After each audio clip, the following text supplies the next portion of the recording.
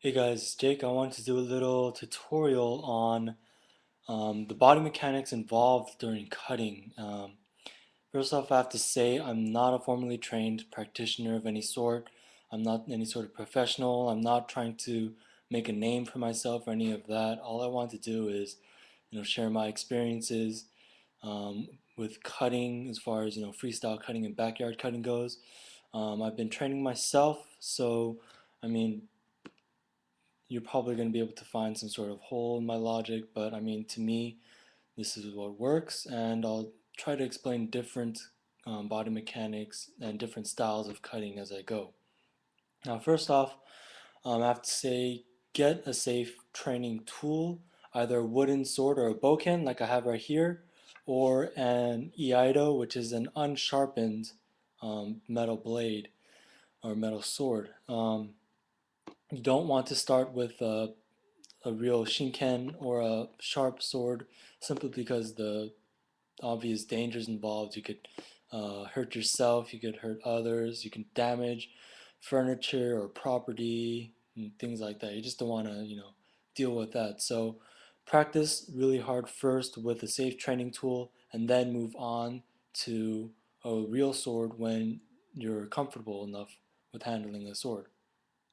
Now, here I have a bokken, and first off, I want to go over proper grip or grip technique on how to hold a sword. Now, you would hold the sword parallel to the ground, and then, as if you're going to give someone a handshake, you would grip the sword, and then you would turn your hand in at an angle. So your wrist should be at an angle compared to the sword. Now, from the other side, looks like that. See how my wrist and my hand and my arm is at an angle compared to the sword. People say roughly 30 to 45 degrees. That's kind of like a little guideline. Um, just do whatever is comfortable for you. Obviously, if you have your hand too slanted, then that would be uncomfortable. The reason why you want to grip a sword like this at an angle rather than choke it up with a perpendicular grip to the sword is because you would allow for greater range of movement and greater tip acceleration from this style of grip.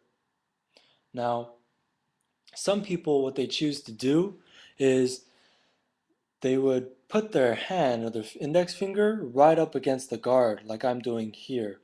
Um, the reason for this is you would get typically better handling from the sword because your dominant hand is closer towards the point of balance of the sword you're handling. Um, so you would get faster movements. The blade would feel more responsive. Some people don't prefer that. Some people prefer more of a weighty feeling. So they would have their hands further down on the suka core or the handle of the katana. Um, that's more for like a power strike and things like that. So it's really up to you.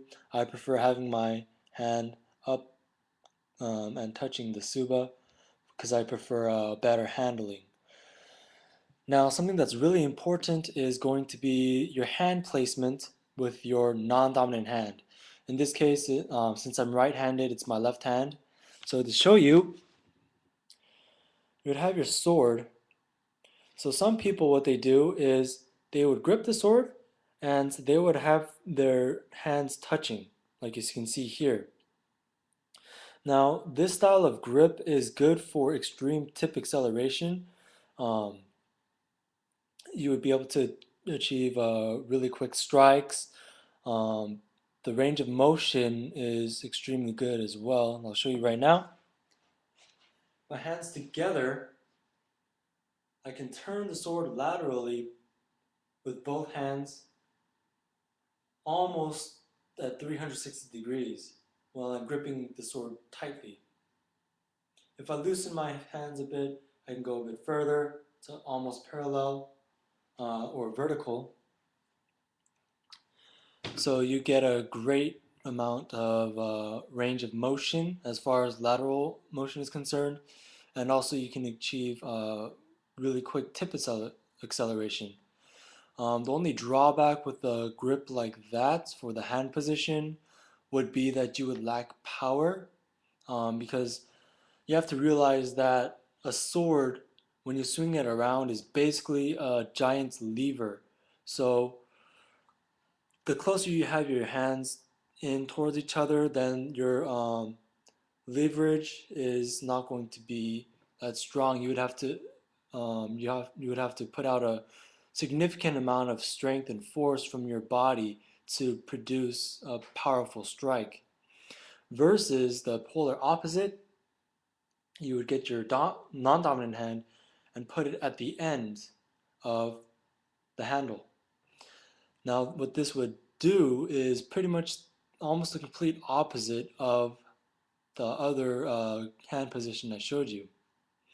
You wouldn't get as much tip acceleration with a small movement. So you can see right here with my hands together, I just swing my wrists, snap my wrists, and I get pretty fast tip acceleration.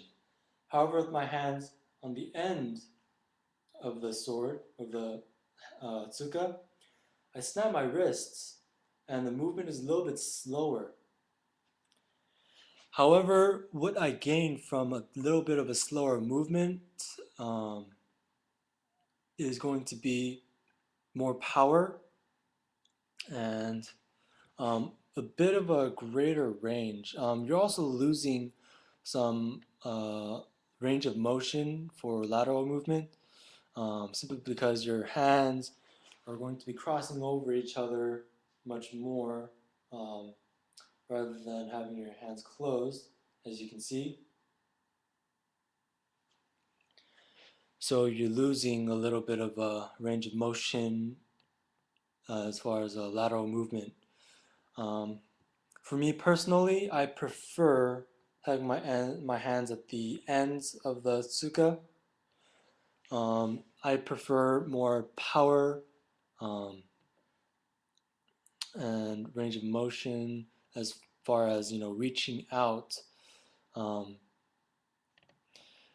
some people prefer their hands together. Some people prefer their hands out.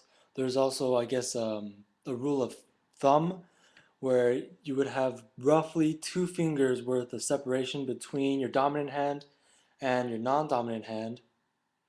And that's a pretty good general rule because you're kind of gaining the best of both hand positions. You would get pretty good tip acceleration, good handling, um, good range of motion, good power. So really it's all about your preferences as far as cutting. So experiment with whatever grip and hand style you prefer, what feels comfortable to you, and just stick with it. Once you find a style that you like, then practice that for consistency, because consistency is the name of the game as far as cutting goes. You want to try to replicate the same grip, the same posture, and the same hand position as much as you can. Now, um, that's it for the first part. The second part, I will be covering the body mechanics involved during cutting and different styles of swinging the sword during a cut and after for the follow through.